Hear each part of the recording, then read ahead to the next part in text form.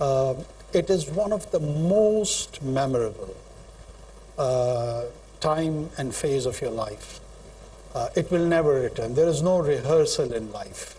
It's not Shakespearean drama. You just pass through that. So when you're passing through that, you would be required to exercise different kind of choices.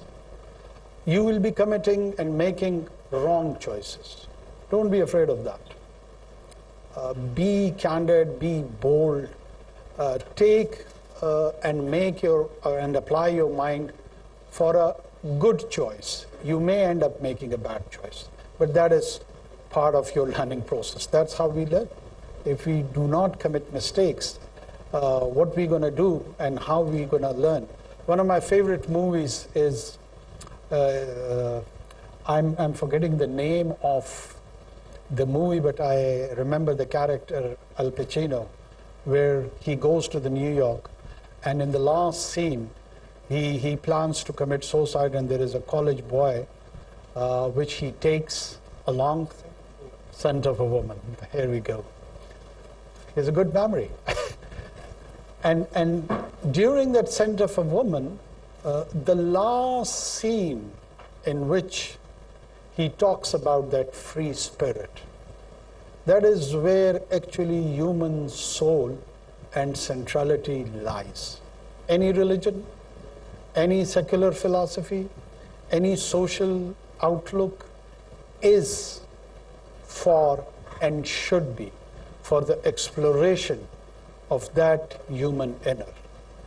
That inner is an expression sometime into poetry, sometime into science, sometime into philosophy, sometime, if I may be allowed, it is a prophetic expression also, which is the continuation of all the Abrahamic faith.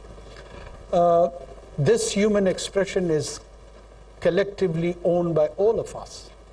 Though we do categorize it in terms of nouns and identity and start owning it like a geographical plot.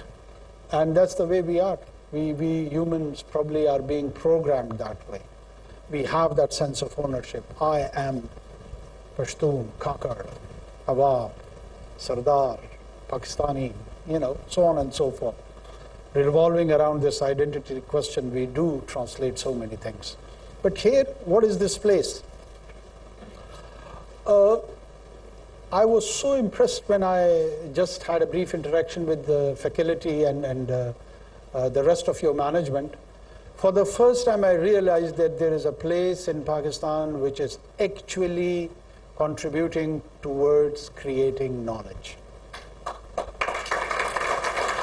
And this is the desired goal. This is the stated goal. I will just cut down and would try to allot more time for the interactive interaction because I believe that you all would be just carrying some fiery and challenging questions and would be just waiting that let him finish and then he'll know what he has to go through. So let's come to that stage. We'll just conclude on one of that Quranic story.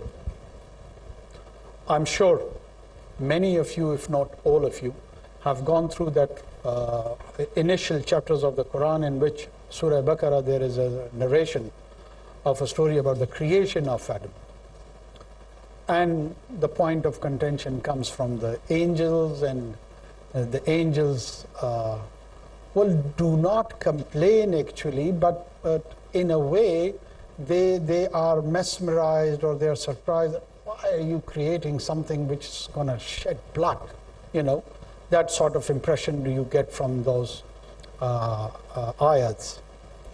And the reply of God is so interesting, so deep, which has plethora of nuances in that for anyone who has sign of intellect.